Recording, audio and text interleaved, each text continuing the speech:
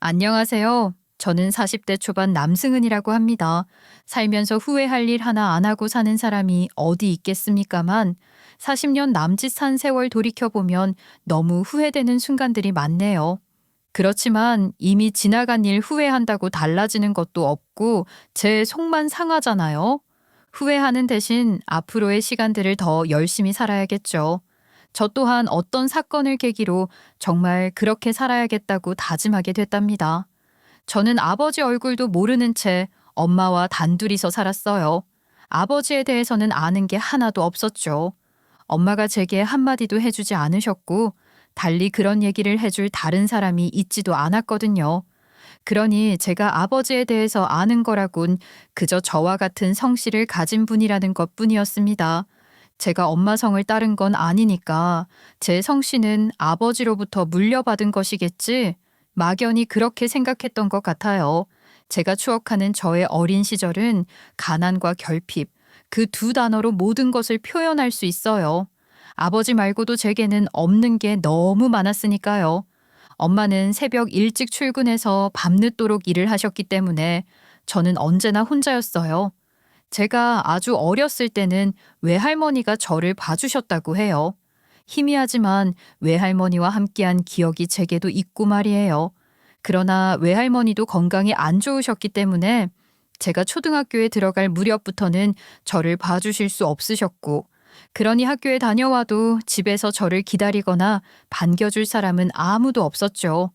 초등학교 1, 2학년 때만 해도 친구들은 다들 엄마가 학교로 데리러 왔었는데 전 늘 혼자 터덜터덜 걸어오거나 이웃에 사는 친구들이 엄마 손잡고 걸어가는 그 옆에서 어정쩡하게 함께 걷곤 했었습니다.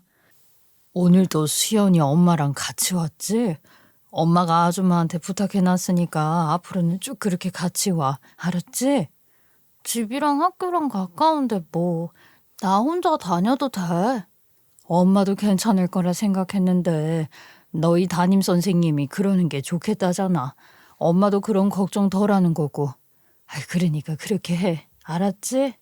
친구가 엄마랑 다정하게 걷거나 엄마에게 괜한 투정을 부리거나 하면서 어리광 피우는 모습을 보는 것보다는 차라리 혼자 아무 생각 없이 걷는 게 더 좋았는데 그마저도 제 맘대로 할 수가 없더라고요. 큰 길을 하나 건너야 하는데 아무래도 그것 때문에 담임 선생님이 엄마에게 그런 말씀을 하신 것 같아요. 혼자 걷는 것보다 더 쓸쓸한 하굣길을 견디며 집에 오면 혼자 냉장고에 있는 것들 꺼내서 밥 챙겨 먹고 혼자 숙제도 하고 늘 그렇게 보냈어요. 엄마는 항상 집에 안 계시는 분이었고, 다시 말해 제게 엄마는 없는 사람과 마찬가지로 엄마 사랑을 모르고 자란 거죠. 엄마가 그렇게 하루 종일 밖에 나가 일을 하셨음에도 불구하고 저희 집은 늘 가난했어요. 엄마는 새벽에 시장에서 채소 같은 걸 떼어다 골목 시장에 납품하는 것으로부터 시작해서 낮에는 식당에서 일하고 밤에는 고깃집에서 일하셨어요. 밤늦은 시간에 집으로 돌아오는 엄마에게서는 늘 고기 양념과 숯불 냄새가 났었는데 그 냄새는 금방 다른 냄새로 덮이곤 했답니다. 엄마랑 제가 둘이 살았던 오래된 월세 단칸방에는 항상 안 좋은 냄새가 났었는데 엄마의 귀가와 함께 담배 냄새까지 더해졌거든요. 엄마, 또 담배 펴? 담배 좀 그만 피워. 들어오자마자 어떻게 담배부터 찾아. 아유, 앉았어? 깬 거야? 식당에서 일하는 동안에는 담배 피우기가 힘들단 말이야. 밖에서 피우려니 사람들 눈치도 보이고 집에서 피우는 게 제일 속 편하지 뭐. 담배가 그렇게 건강에 안 좋다고 내 친구 아빠도 걔네 엄마 눈치 보느라 베란다에서 쭈그리고 피우거나 나가서 피운다는데 엄만 맨날 집에서 피우잖아. 아유, 미안해 딸. 나이 좀 풀리면 엄마도 나가서 피울게. 겨울 동안만은 좀 봐주라. 그런 엄마를 누가 말리겠어요. 엄마가 담배부터 한 대 바로 물면 저는 그대로 이불을 뒤집어 쓰곤 했던 것 같아요. 그렇게 담배를 피워댔으니 월세 단칸방 장판에는 엄마가 만든 담뱃불 자국이 여러 개 있었을 정도였어요. 제가 기억하는 엄마의 모습 중 가장 먼저 떠오르는 모습, 제가 제일 많이 본 엄마의 모습을 아마도 그렇게 집에 들어오자마자 담뱃불부터 붙이던 모습일 겁니다. 제가 엄마 사랑 모르고 자랐다고 하긴 했지만 그래도 엄마는 저를 꼭 대학에 보내주겠다고 하셨어요. 그게 엄마가 제게 표현한 가장 확실한 사랑이 아니었을까 생각해요. 제가 고등학생이 될 때까지도 엄마랑 저는 가난했지만 그래도 저는 그런 엄마 덕분에 대학 진학을 꿈꿀 수 있었거든요.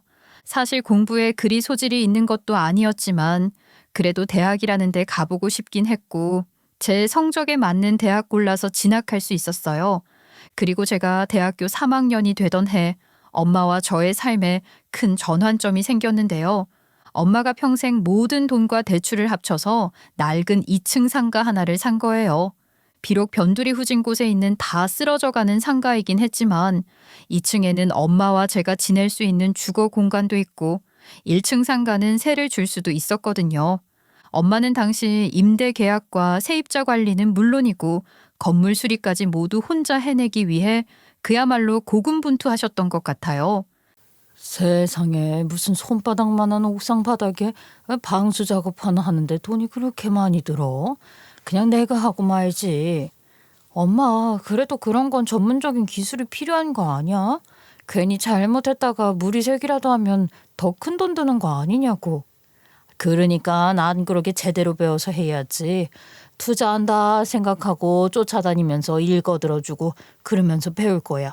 이참에 보일러 손 보는 것도 같이 배워놔야겠어. 배워두면 두고두고 쓸모 있지 뭐. 엄마 말이 맞는 말이긴 했어요. 오래된 건물이라 그런지 자잘하게 손볼 일이 끊이질 않았는데 그런 걸 다 엄마가 해결할 수 있게 됐으니 편하기도 하고 돈도 굳고 그랬거든요. 그런 걸 볼 때마다 엄마는 참 대단한 사람이구나 생각하곤 했습니다. 제가 대학 졸업하고 직장 생활을 한 지 5, 6년쯤 됐을 때 저희 집 그러니까 2층짜리 그 상가주택이 있는 지역이 재개발 지역에 포함되면서 시세가 껑충 뛴 거예요. 그때 엄마는 한치의 망설임도 없이 그 상가를 팔아버리고 전 재산에 다시 대출을 더 받아 적당한 곳에 6층짜리 상가 건물을 올리겠다고 하시더라고요. 엄마, 그냥 분양권 받아서 아파트에 들어가면 안 돼? 신축 아파트에 살아볼 기회잖아. 얘, 그런 데서 사는 게 뭐라고 이 좋은 기회를 그렇게 날리니? 그 돈이면 건물을 올릴 수 있는데. 그럼 그냥 웬만한 다른 건물을 알아보던가. 대출도 받지 말고 말이야. 이 집 살 때 받은 대출도 갚느라고 고생했으면서 이제 대출 같은 거 받지 말고 살면 좋잖아. 대출 이자보다 건물 수익이 훨씬 많이 나올 텐데 수지 맞는 장사를 왜 마다하겠어? 엄마한테 맡겨. 돈 최대한 아껴가며 할 테니까. 돈을 아낀다는 게 뭐겠어요? 엄마가 발품 팔며 뛰어다닌다는 얘기 아니겠어요?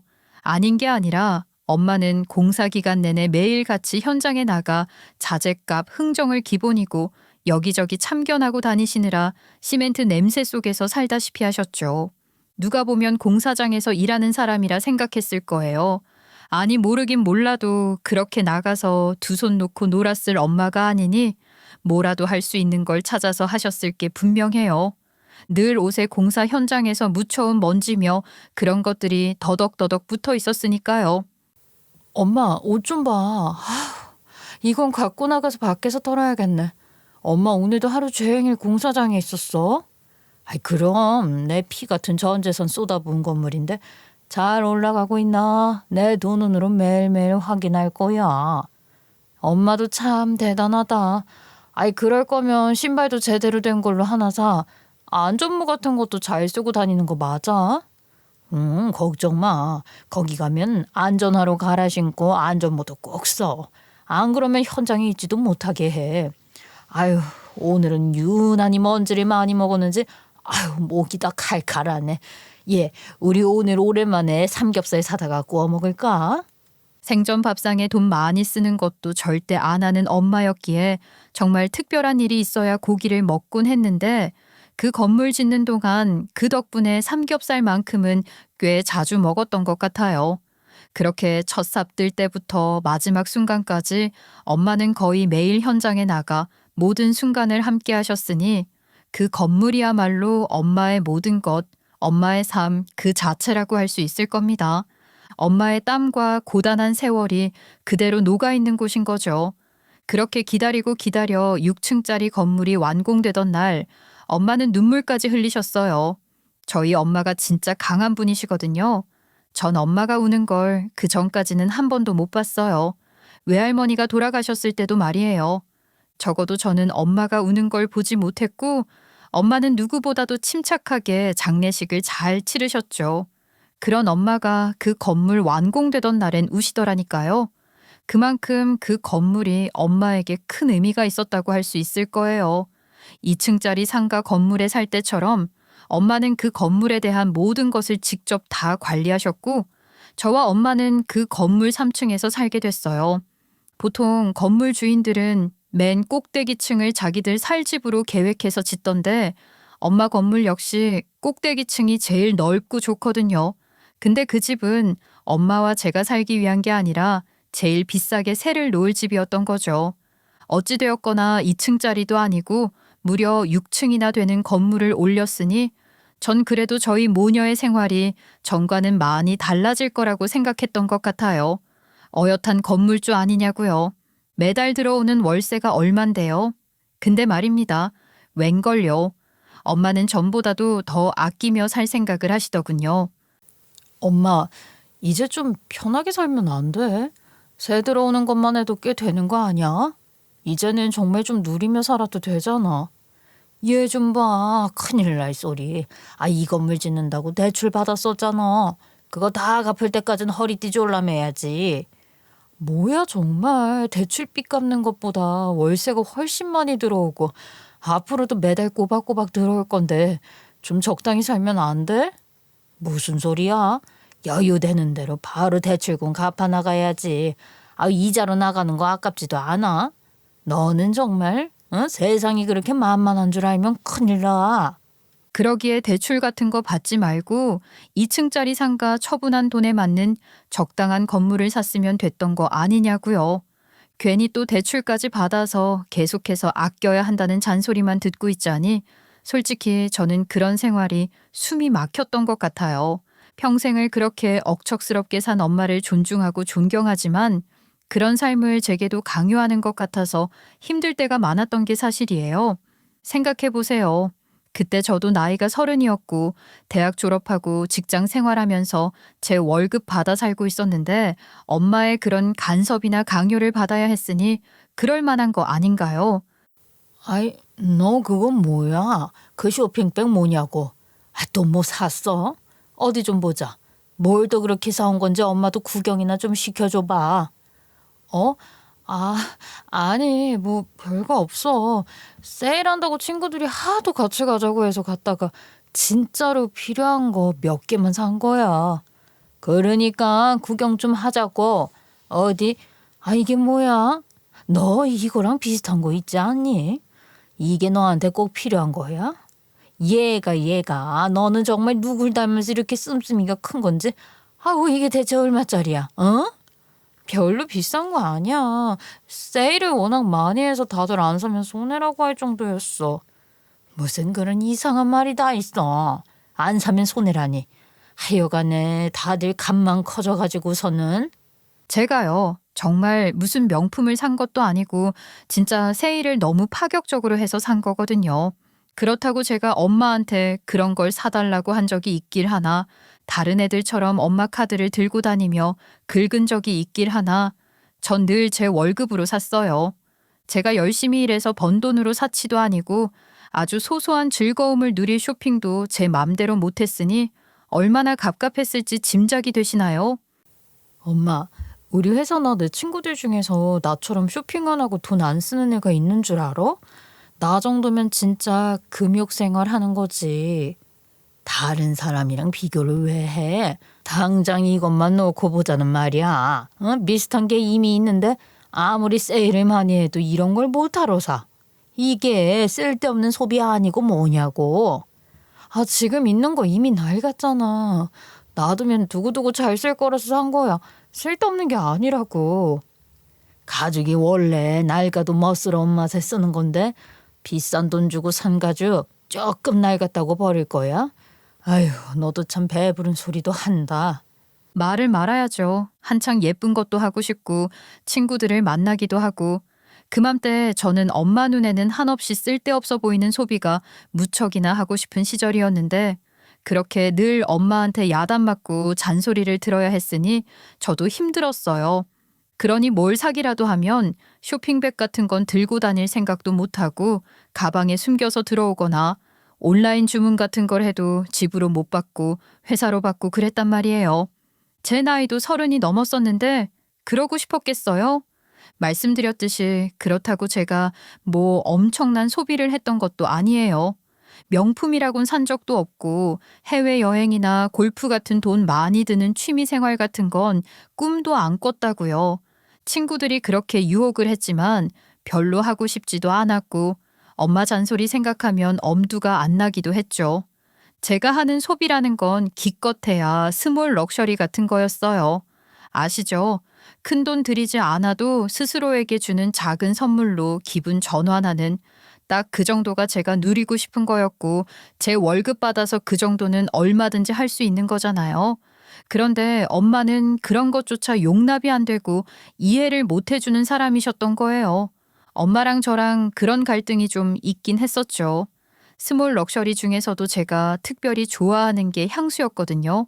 이름만 들으면 다 아는 그런 명품 향수는 엄마도 바로 알아보고 뭐라고 하셨기 때문에 엄마는 절대 알 리 없는 소규모 인디 니치 향수 아니면 우리나라 조향사가 런칭한 독립 브랜드 향수 같은 걸 찾아다니는 게 제 삶의 큰 즐거움 중 하나였답니다.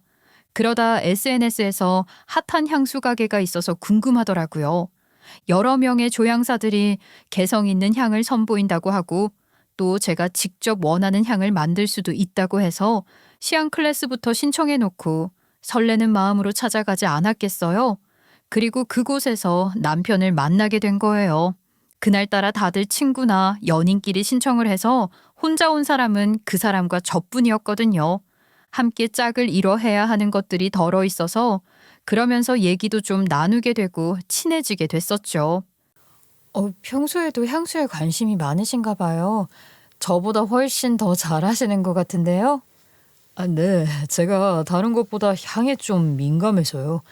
누구나 다 쓰는 브랜드 향수는 뻔해서 싫고 지나치게 비싸게 파는 명품 향수도 별로라서 늘 이렇게 새로운 향을 찾아다닌답니다.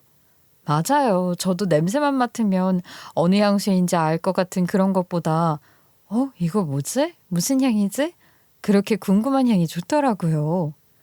네. 딱 그래요. 정말 저랑 취향이 비슷하신 것 같아요. 반갑습니다. 향수 가게 시향 클래스에서 만났으니 주로 향에 대한 얘기를 했지만 하나를 보면 열을 안다고 해야 할까요? 그런 것에서도 그 사람이 추구하는 가치관 같은 게 드러나는 법이잖아요. 분명 뭔가 통하는 사람이라고 느꼈고 잠깐이지만 꽤 친해져서 연락처까지 교환하게 된 거예요. 이후로 서로 알고 있는 향수 가게 정보 같은 걸 교환하고 소개하며 몇 번 더 만났고 그러다 자연스럽게 본격적인 데이트를 하게 됐던 것 같아요. 남편과 저는 향수 취향 외에도 닮은 점이 참 많은 사람이었어요. 그 사람도 평범한 집 출신으로 어렵게 살았던 시절도 많았던 사람이라 그런 점에서도 통하는 게 많았는데 그럼에도 불구하고 가치 있는 것을 추구하며 살고 싶어 한다는 점이 저와 정말 비슷했어요. 또 솔직히 말하자면 키도 크고 꽤 잘생긴 사람이라 처음부터 호감이기도 했습니다. 딱 한 가지 걸리는 게 있다면 위로 누나가 둘 있는 막내라는 거였죠. 형편도 어려운 집안에서 아들 하나 낳겠다고 셋째까지 낳은 거라니 참으로 귀한 아들로 자랐을 거라는 건 굳이 말을 안 해도 충분히 짐작할 수 있는 거잖아요. 그 사람도 저처럼 아버지 없이 홀어머니 밑에서 자랐으니 누나 둘의 엄마까지 여자만 3명 있는 집에 귀하디 귀한 막내 아들인 셈이었어요. 그게 좀 부담스럽긴 했던 것 같아요. 그래도 그 사람이 좋았기에 연애를 이어갔고 연애 2년 차에 그쪽 집에 인사를 가게 됐는데 집안 형편은 저희 집보다 훨씬 못하지만 분위기가 꽤 편안하더라고요. 예비 시모와 누나들 모두 제게 잘 대해줬고 다들 남편처럼 취향도 썩 좋아 보였고 말이에요. 그런 거 아시나요? 돈을 쓸 줄 모르는 사람은 돈이 아무리 많아도 삶의 질이 좋아질 수 없는 거요. 그게 딱 저희 엄마 같은 사람이잖아요. 그런데 그 집 식구들은 가진 것이 많진 않아도 그 안에서 각자 추구하는 것들을 누리며 행복하게 사는 것 같아 보였어요. 돈을 쓸 땐 제대로 쓸 줄 아는 사람들 말이에요.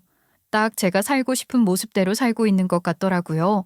그렇게 가족들을 만나보고 나니 걱정했던 것들에 대해서도 한결 마음이 놓였고 더욱 진지하게 연애를 조금 더 이어가다가 결혼까지 하게 됐습니다. 처음 남편의 인사를 받고 저희 엄마는 썩 탐탁차나 하셨어요. 첫 만남 이후 돌아서서 나오자마자 엄마가 그러시는 거예요. 어우, 내가 지나치게 멀쩡하네. 너무 저러면 여자가 고생하지. 엄마도 참 별게 다 투집이네. 월급값 한다 이거야? 아유, 그런 사람 아니니까 걱정 마. 연애하는 동안 한 번도 한눈 판 적 없고 그런 문제로 속상하게 한 적 없는 사람이니까. 그것도 그거지만 본인 입고 신고하는 거에 돈을 너무 많이 쓰는 것 같더구나. 허영기가 있어 보여. 딱 보면 보이는데 넌 그게 안 보였니? 허영이라니. 엄마도 참 명품 같은 걸 좋아하는 것도 아니고 이왕 사는 거 싸구려 여러 개 사느니 하나라도 제대로 된 걸 사서 오래 쓰겠다는 주인 건데 그게 왜 허영이야. 아이, 나도 그런 취향이 더 좋아. 엄마 때문에 내 마음대로 못한 게 많아서 그렇지. 솔직히 제가 발끈했던 게 맞아요. 긁혔다고 하죠. 엄마가 허영기 어쩌고 하는데 제가 완전히 긁혀버린 거예요. 그래서 흥분해서 남편 변호하느라 일부러 더 단호하게 말했는데 엄마한테는 그런 게 전혀 안 통하더라고요. 결국 엄마는 영 마음에 들어 하지 않는 상태로 결혼을 감행하게 됐고 그래서인지 엄마는 제 결혼에 경제적 지원도 별로 안 해주셨어요. 그 일로 엄마에게 서운했죠. 정말 우리 엄마 너무한 거 아니야? 이럴 땐 정말 내 친엄마가 맞는지 그런 생각까지 들어. 아이, 그러지 마. 장모님이 안 도와주시면 우리가 결혼식을 못 올리는 것도 아니고 결혼해서 잘 사는 모습 보여드리면 장모님도 언젠가는 믿어주시겠지. 어디 숨겨놓은 자식이 있는 것도 아니고 엄마 돌아가실 때 다 써들고 갈 것도 아니면서 진짜로 너무해. 나 하나밖에 없는 딸 맞아? 진짜 어디 다른 자식이 있는 거 아닌지 찾아봐야겠다니까. 아이고, 우리 자기 정말 서운한 거 보네. 내가 더 잘할 테니까 마음 풀고 좋은 것만 생각하자. 엄마에게 상처받고 서운한 마음을 남편이 옆에서 잘 위로해준 덕분에 남편과는 더욱 돈독해진 마음으로 신혼생활을 시작했지만 엄마와의 꼴은 더욱 깊어졌던 것 같아요. 그런 상황이었으니 저는 결혼하고 나서 친정엄마와는 소원해졌고 시모나 시누이들과 훨씬 더 가깝게 지냈습니다. 결혼 후에도 늘 잔소리에 싫은 소리만 하는 엄마보다 늘 제게 잘해주고 좋은 말만 해주는 시댁 식구들이 더 좋았거든요. 그렇게 엄마와 소원해진 상태로 저는 저의 결혼 생활과 시댁에 잘하는 것에 더 집중하며 지냈고 예쁜 딸도 하나 낳았습니다. 애 낳고 나서 당연히 복직할 생각이었는데 제가 임신 중에도 몸이 좀 힘들기는 했는데 산후조리를 하는 동안까지도 영 몸이 돌아오질 않더라고요. 예, 너 몸도 힘든데 그러지 말고 이참에 그냥 회사 그만두고 편하게 사는 게 어떠니? 전업으로 들어왔는 것도 쉬운 건 아니다만 맞벌이 하는 것보다야 낫지. 안 그러니?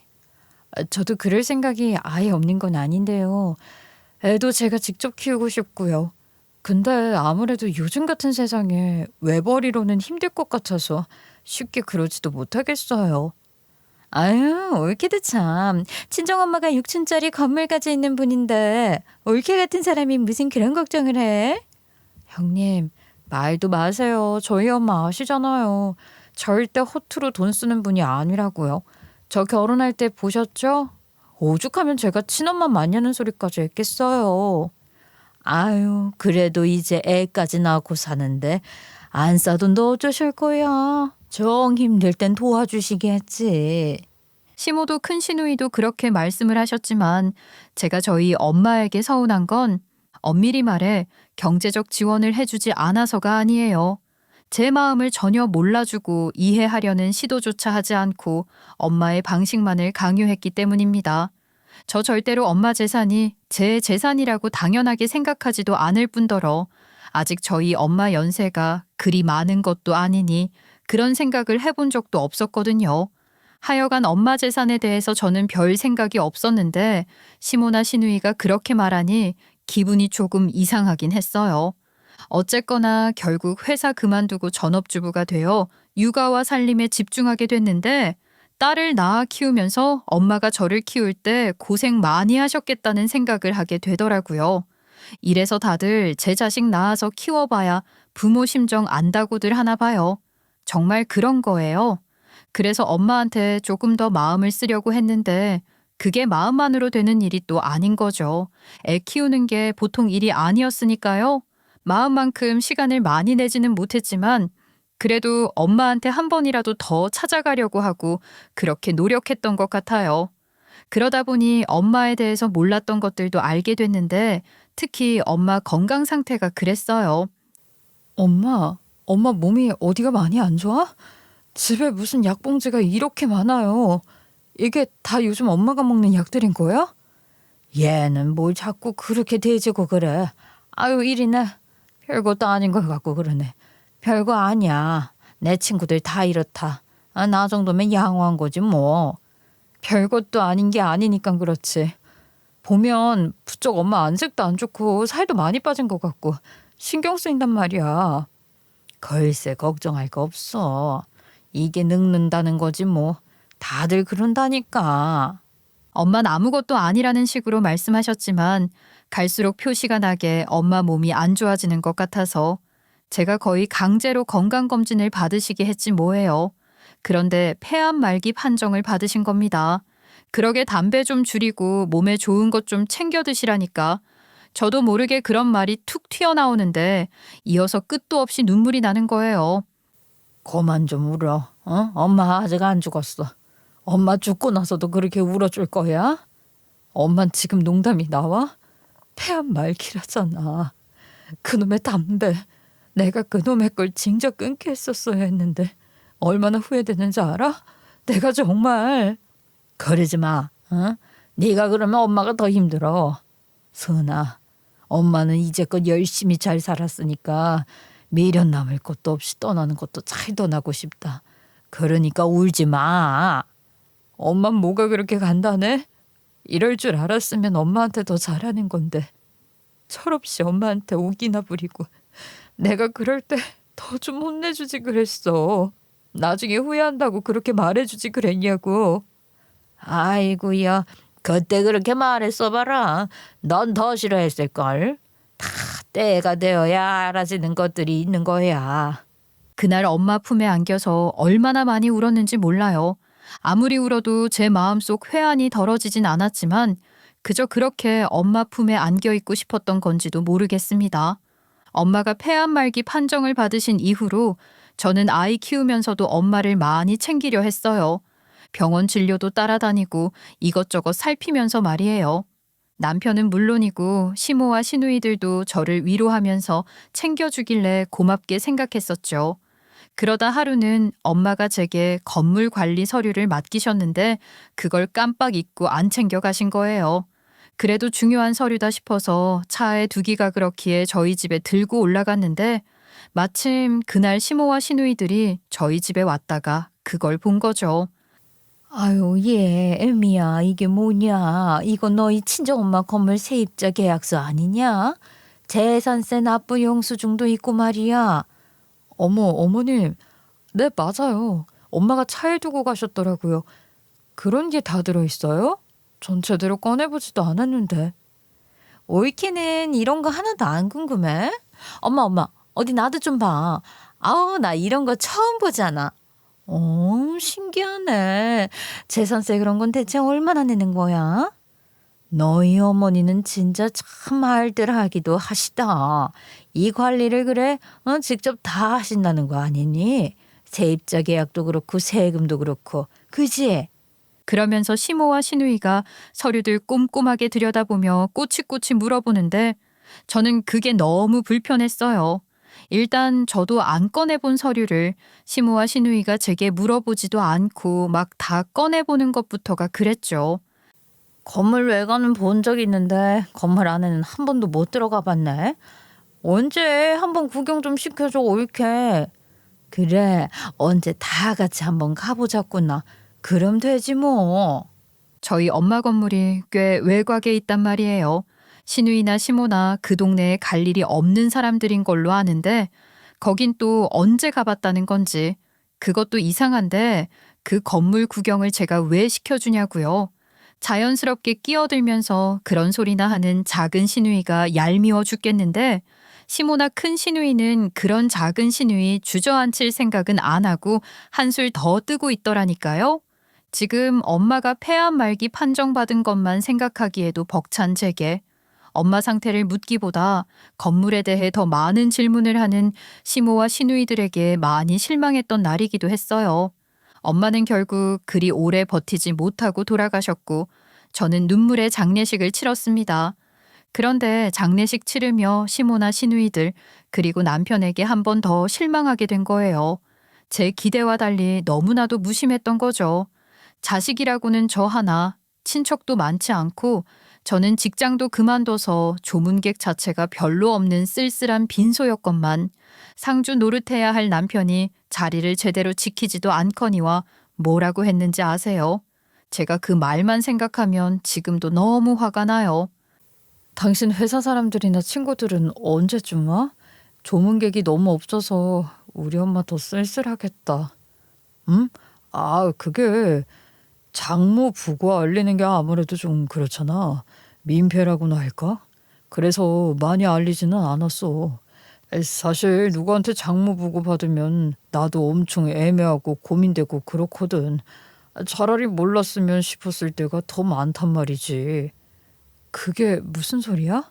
장모도 부모 아니야? 지난번에 당신 회사 어느 과장 시부상이라고 문상 가서는 한참 있다 왔으면서. 에이, 시부상이랑 장모상이랑 같나? 그건 아니지. 그런 가운데 장례를 치르고 있었는데 시모와 시누이마저 첫날은 나타나지도 않고 둘째 날 밤이 되어서야 조문은 왔더군요. 심지어 조문을 오면서 작은 시누이는 검정색 옷도 제대로 안 갖춰 입고 온 데다 엄마 빈소에서 예의를 차리는 것도 하는 둥 마는 둥 하더니 다짜고짜 저를 붙들고 가족실로 끌고 가는 겁니다. 그리고는 한다는 소리가 정말 제 귀를 의심할 수밖에 없었네요. 시모는 제게 자기가 직접 쓴 것 같은 쪽지 한 장을 펼쳐 보여주며 그러더라고요. 혜미야, 내가 어제 하루 종일 집에서 너희 엄마 건물 그거를 어떻게 나눌지 생각을 해봤는데 말이다. 여기 이것 좀 보렴. 우리가 정말 머리 맞대고 구심구심한 거야. 이대로 하면 되겠지, 옳게?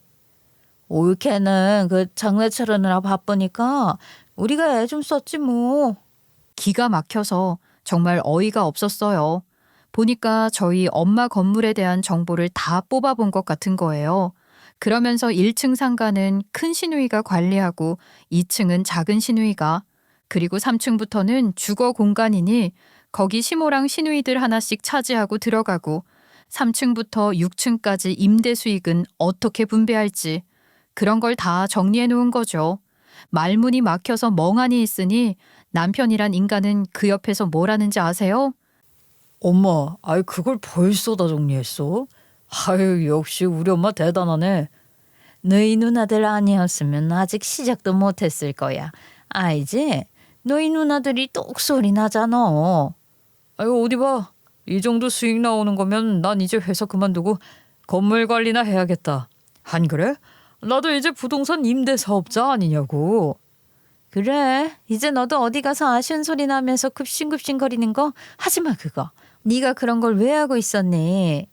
아주 김칫국을 있는 대로 사발채 들이마시고 개소리 짓거리는데 기도 안 차는 거예요.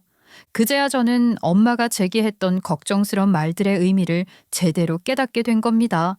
남편과 시모, 시누이들의 시커먼 속내를 그때가 되어서야 알게 됐고 통안에 눈물을 흘렸죠. 그리고 시모부터 시누이들, 남편까지 싹 다 나락 보낼 결심을 했지 않겠어요? 그런 결심을 다지며 부들부들 떨었지만 그보다 우선되어야 할 게 있었잖아요. 저는 먼저 엄마 장례부터 잘 마무리하려고 했어요. 속에서 욱하는 기운이 올라와서 참기 힘들었지만 그래도 엄마를 잘 보내드려야 한다는 생각으로 마지막까지 장례 잘 치르고 왔더니 지친 몸으로 들어서는 저를 붙들고 시모와 시누이들이 기다렸다는 듯이 득달같이 달려드는 거예요. 장례식 내내 뭐 하나 제대로 한 게 없는 남편은 장지에서도 계속 차 안에 앉아 있었으니 저보다 훨씬 쌩쌩했는데 남편부터 챙기더니 바로 본론으로 들어가는 거죠.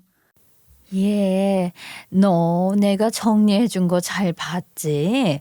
어떠냐? 그냥 그대로 하면 되지 않겠어? 아, 옳게 그거 뭐 더 볼 것도 없어. 우리가 어련히 알아서 잘 했겠냐고. 근데 그 건물 담보대출도 다 갚은 거라고 했지, 옳게? 아니, 그러면 대출도 꽤 나오겠네? 작은 누나, 그 눈독 들이지 마. 담보대출 받아서 투자할 곳은 내가 이미 다 알아놨으니까. 아, 작은 누나는 똥초가냐? 정말 놀고들 있네? 그러니까 건물에서 나오는 월세 수익은 수익대로 나눠서 챙기고 그 건물 담보로 대출까지 받아서 무슨 투자니 뭐니 그런 걸 하겠다는 거잖아요. 남편 놈은 아주 어깨가 하늘로 치솟을 듯이 거만해져서는 이미 지가 웬만한 틀은 다 잡아놨다나요? 그러니까 이제 대출 받아서 투자금만 넣으면 돼. 걱정할 거 없어. 역시 내 아들 일 처리 하나는 깔끔하지. 아무렴. 야, 네가 이제야 너한테 어울리는 제대로 된 일을 하게 됐지 뭐야. 너 정말 잘할 거야. 옳게는 좋겠어. 어? 시집 살아서 남편 덕분에 대표 사모님 소리도 들어보게 생긴 거 아니냐고. 투자사 대표 멋지다 정말. 아주 자기들끼리 북치고 장구치고 난리도 아닌데 너무 어이가 없는 거죠. 투자금인지 사업 자금인지 하여간 그런 거라고는 한 푼도 없이 돌아가신 친정엄마 유산만 바라보고 투자하겠다는 주제에 대표는 왜 지가 한다는 건지 말이에요. 그렇지 않나요? 저희 엄마 유산 상속받는 건 저잖아요. 그럼 사업이든 투자든 뭘 하든 제 이름으로 해야죠. 안 그래요? 하여간 그것들 떠들어대는 거 대꾸하기도 싫고 정 떨어져서 그냥 몸이 좀 안 좋다, 피곤하다, 몸 좀 회복하면 얘기하자 하고 바로 드러누워 버렸어요. 일단 그렇게 시간을 좀 벌어볼 생각이었거든요. 그랬더니 시모와 시누이들이 또 어찌나 호들갑을 떠는지 말입니다. 그래. 애민이가 고생이 많았지. 아예 한숨 자도록 해라. 그 사이에 내가 우족 사다가 좀 고아놔야겠구나. 기력 회복하는데 그만한 게 없지 않니? 엄마도 참, 옳게 인삼 잘 받는 체질이라며. 차라리 삼계탕 끓이는 게 낫지 않아? 그리고 한우 좀 사다가 구워 먹으면 식구들 다 맛있게 먹을 거 아니야? 그런가? 온이야, 그래. 일단 장보러 좀 가야겠다. 둘째 너는 운전 좀 해라. 정말이지 속이 너무 들여다보여서 몸서리가 처질 정도로 질색하겠던 거 있죠.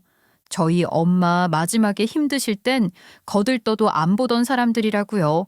제가 그때 말기 암 환자들 마지막에 어떻게 하면 좀 덜 고생하실 수 있는지 그런 거 알아보고 다닌다고 얼마나 여기저기 뛰어다녔는데 그러는 거 다 알면서도 본체 만체 했던 사람들인데 엄마 돌아가시고 나니 그 유산에만 혈안이 되어 그러는 게 얼마나 보기 싫었겠습니까? 보기 싫은 정도가 아니죠. 그저 화가 난다는 말로는 부족해요. 정말 오만정이 다 떨어졌고 정말 소름 끼칠 정도로 싫더라고요. 그러고 보니 제가 시누이들에 대한 얘기를 별로 안 한 것 같네요.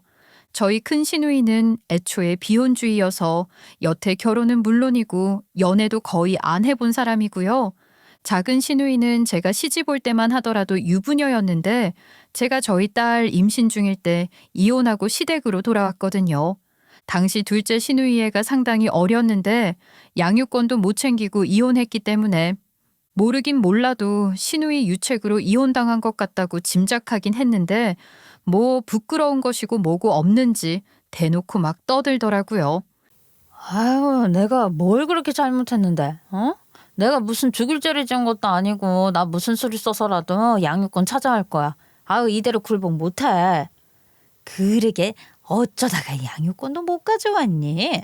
웬만해서는 애 어리면 엄마한테 주던데 내 친구 봐. 걔는 바람 펴서 이혼당하고도 양육권 지가 가져와가지고 꼬박꼬박 양육비 받는다니까. 아무렴 양육비 그게 어딨냐? 그거라도 챙겨받아야 하니까 변호사 비용 들더라도 너 소송 다시 해라 둘째야. 그때 시모나 시누이들 사고방식 이상한 걸 바로 눈치챘어야 하는 건데 그때만 해도 제가 그 사람들을 덮어놓고 좋게 봤던 때라 작은 시누이 안쓰럽다는 생각만 했지 뭐예요. 저도 임신 중이었으니 아이 생각해서라도 엄마가 아이를 키워야 한다 싶기도 했고 말이죠. 하여간 듣자 하니 작은 시누이가 시누이 남편 몰래 카드를 왕창 긁고 대출까지 받는 등 경제적으로 워낙 통제가 안 됐어서 그런 이유로 이혼당한 것 같더라고요. 작은 시누이가 특히 씀씀이가 워낙 크긴 해요.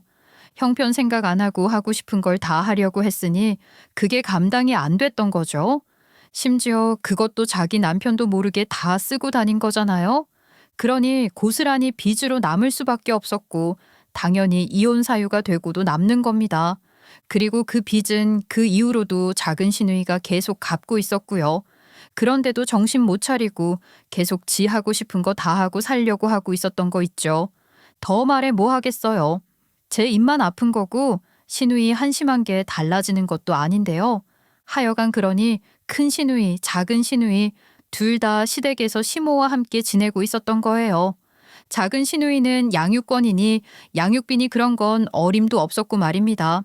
그런 상황에서 그 사람들에게 저희 엄마가 남긴 그 건물은 아주 먹음직한 먹잇감이었을 테고 눈 시퍼렇게 뜨고 달려들었던 거예요. 그러거나 말거나 저는 계속 기운 없다 하며 누워만 있었는데 안 되겠다 싶었는지 우르르 몰려와서는 저를 회유하려고 하더라고요. 특히 작은 시누이가 동정표 얻을 심산인지 총대를 메고 나서는 거 있죠. 옳게 아직도 기운을 영 못 차리겠어? 아이 그래도 내 얘기 들어줄 수는 있지. 내 말 좀 들어봐. 옳게도 잘 알겠지만 내가 무슨 큰 사치를 하고 산 사람도 아니고 말이야. 응? 그건 맞지. 아유 얘도 딱해. 그러니까 옳게 얼른 기운 차려서 얘 좀 도와줘. 애미도 애 키우는 엄마 아니냐. 네가 안 그래도 네 맘 다 알 거야. 안 그러냐 애미야? 알지 그럼. 나랑 올케랑 제일 통하는 것도 많고 취향도 비슷하고 그러잖아. 진짜 화나는 게 자꾸 작은 시누이 지랑 저랑 비슷한 부류로 엮으려고 하는 거예요. 백날 그래봐라. 내가 넘어가나. 웃기는 소리 작작 좀 하라고. 난 너처럼 무책임하고 무분별하게 감당 못할 카드 긁어대는 여자 아니거든? 뭔 소린지 정말. 시누이들과 시모가 한바탕 그러고 나니 남편도 슬슬 압박을 해오기 시작하더라고요.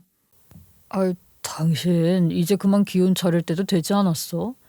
자꾸 누워만 있으면 더 힘이 빠지고 그러는 거야. 그러니까 내일 나랑 같이 은행부터 한번 가보자. 대출 조건은 내가 대충 알아놓긴 했는데 말이야. 그러면서 저를 쪼아대기 시작하길래 제가 모두에게 선포하듯이 말했습니다. 사실 저도 며칠 전에 알게 된 건데 저희 엄마 그 건물요. 그거 제 거 아니에요. 어머, 그게 무슨 소리냐? 네 건물이 아니라니? 너희 엄마한테 자식이 너 하나인데 그게 그러면 어디로 갔단 말이야? 설마 정말 장모님한테 뭐 다른 자식이라도 있었던 거야? 이게 무슨... 그러면서 아주 난리가 났죠. 여러분들도 좀 어리둥절하실 것 같아요. 그렇다고 정말 저희 엄마에게 다른 자식이 있었다거나 그런 건 절대 아니었고요. 사실 엄마는 돌아가시기 전에 이미 이런 상황을 예상하셨던 것 같아요. 그래서 엄마 건물을 제3자, 그러니까 신탁회사 명의로 등기 이전을 이미 해준 상황이었던 겁니다. 그러니까 이미 등기부상 법인회사 이름으로 등기가 넘어가 있었던 거죠. 제가 그렇게 설명하니 더 난리가 나던걸요. 그런 게 어딨어. 네 엄마 정말 제정신이냐? 아니 그 건물을 딸한테 줘야지 무슨 얼어 죽을 법인은 법인이야. 애미 너도 모르고 있었냐? 아니 이제라도 제대로 알아봐야지. 그 회사 정체가 도대체 뭐야? 네 엄마 남자라도 있었던 거 아니야? 그런 거 아니고요. 전 애초에 그 건물 관리할 자신도 없었고 저희 엄마도 제 경제관념이나 뭐 그런 걸 못 믿어하셔서 그러신 것 같아요. 엄마 뜻인데 엄마 뜻을 존중하고 받아들여야죠. 뭔 소리야. 말도 안 되지. 법으로라도 싸워서 뺏어와야 할 거 아니야. 엄연히 당신 건물인데 그걸 왜 엄만 법인회사 명의로 해? 애비 말이 맞다. 애미 네 건물을 왜 남한테 주니? 상속자인 내가 받아들인다는데 왜 지들이 이 난리인 건지 말입니다. 아무리 난리법석을 해도 제가 태연하게 대처하니 그 모습 지켜보던 남편이 급기야 아주 길길이 날뛰며 정말 미친놈처럼 설치는 거예요. 지금 천하태평하게 이럴 때가 아니다 하면서 지분을 지가 어쩌지 못해 흥분해서는 물건까지 집어던지더라고요. 그래서 저는 그 길로 경찰에 신고했고 경찰 출동까지 하는 등 한바탕 소동이 일었죠.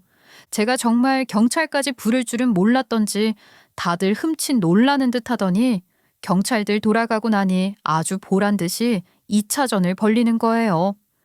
아이고 머니나. 어떻게 친남편을 경찰에 신고를 해? 어? 네가 감히 어떻게 이럴 수가 있냐? 어? 홀케. 정말 해도 너무하네. 남편을 대체 뭘로 생각하는 거야? 내가 그렇게 만만하냐? 만만해? 내가 아무리 그래도 가장이야 가장. 네 남편이라고. 더 들을 것도 없다. 남편 알기를 이렇게 우습게 하는 며느리. 나도 필요 없어. 이럴 거면 당장 이혼해라. 엄마 말이 맞지 뭐. 난 카드 좀 긁었다고 이혼당했는데 왜 이렇게 이러는 건 정말 이혼 사유 되고도 남아.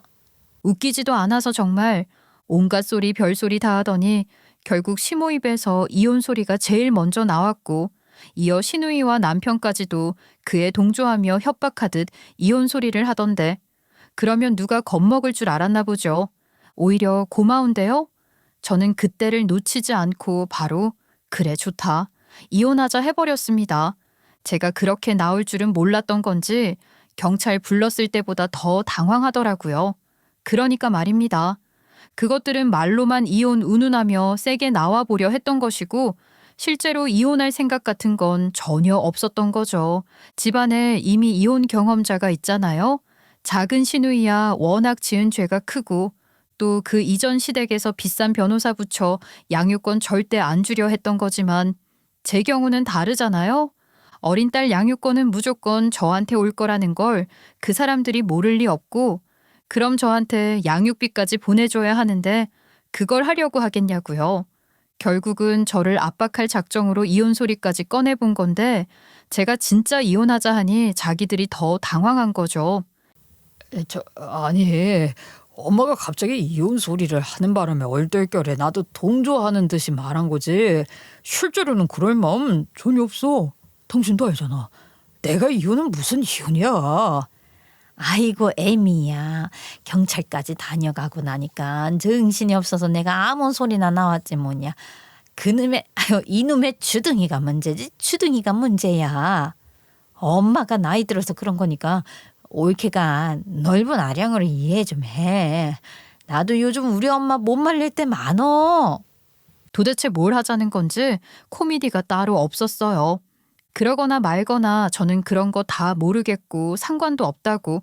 이혼 소리는 그쪽에서 먼저 꺼냈고 나는 소송까지도 불사할 생각이라 했더니 또 그게 그런 게 아니다 하며 매달리기 시작하는데 정말 이제 다시 생각해도 너무 피곤하네요. 게다가 남편이 그렇게 난리를 쳤던 이유가 또 있었더라고요. 사업인지 투자인지 하겠다고 했었잖아요. 근데 저희 엄마 건물 담보로 대출 받을 작정으로 이미 대출을 있는 대로 받았더라고요. 액수를 듣자 하니 사채까지 끌어다 쓴 것 같던데 저랑 상의도 없이 그런 엄청난 빚을 졌다니요. 그것만으로도 소송하면 제가 완전히 유리한 거 아니겠어요? 남편도 그걸 모를 리 없고 그러니 결국 한다는 소리가 뭐였는지 아세요? 소송까지 안 가고 이혼해 줄 테니 양육비라도 좀 깎아달라고 하는 겁니다. 그걸 합의 조건이라고 내세우는 건지 정말. 이 찌질한 놈아. 소리가 절로 나왔죠 뭐. 어차피 제 목적은 이혼이었으니 한심한 놈이라도 욕 한 번 해주고 그러기로 했습니다. 혼인 중 형성된 재산이라고 할 만한 게 그리 있지도 않지만 제가 조금 더 많이 갖는 대신 위자료 없이 합의된 양육비를 받는 조건으로 이혼했어요. 남편이 저지른 대출건에 대해서는 당연히 제 책임은 없는 거고요. 그리고 사실 엄마 건물이 법인 소유로 명의 이전되어 있는 것은 엄마가 이미 제게 알려주셨던 것이고 저도 동의한 거였어요. 그 법인 회사 실소유주가 바로 저니까요. 겉으로는 법인 소유 부동산처럼 보이지만 실소유주는 저라는 겁니다. 상속이 아닌 주식 양도로 소유권 이전을 했던 거예요. 법인을 설립하고 유지하려면 세금도 더 많이 들고 의무 비용이 생기지만 전혀 경험 없는 제게 건물을 상속하는 것을 걱정한 엄마의 제안이었고 저 또한 그에 동의했던 거예요. 또 이렇게 될 경우 겉으로 보이기에는 엄마 건물이 제 소유가 아닌 게 되니까 시댁 식구들로부터 보호하려는 엄마의 생각도 있었던 거죠. 물론 상속 재산의 경우 남편과 무관한 저의 독립적 재산으로 간주되긴 하지만 그래도 남편과 시댁 식구들에게 시달릴 것을 방지하는 차원에서도 유리하다는 게 엄마의 생각이었던 건데 결국 엄마가 옳았던 겁니다. 양육비 그렇게 후려쳐서 깎아줬는데 그마저도 제때 안 보내고 밀리길래 연락했더니 죽는 소리만 하는 한심한 전남편이라는 인간을 어쩌면 좋을까요? 헛소리 말고 당장 보내라고 따끔하게 말하고 끊어버렸는데 그 인간이 정신을 차리려나 모르겠네요. 저는 어린 딸과 함께 새롭게 제 인생을 계획하려고 해요. 엄마 건물 관리하기 위한 공부도 시작했답니다. 엄마가 살아계셨을 때 엄마한테 배워두면 좋았을 것들이 너무 많지만 이미 저는 엄마에게 배운 것들이 많으니까 잘 해나갈 수 있을 거라고 생각해요. 그렇죠. 제 이야기를 이렇게 끝까지 들어주신 여러분들이 용기를 주신다면 더할 나위 없을 것 같습니다. 힘내서 보란 듯이 더 잘 살아야죠. 그럴 겁니다. 용기 주신 여러분들께 감사하는 마음만큼 더 힘낼게요. 정말 감사합니다.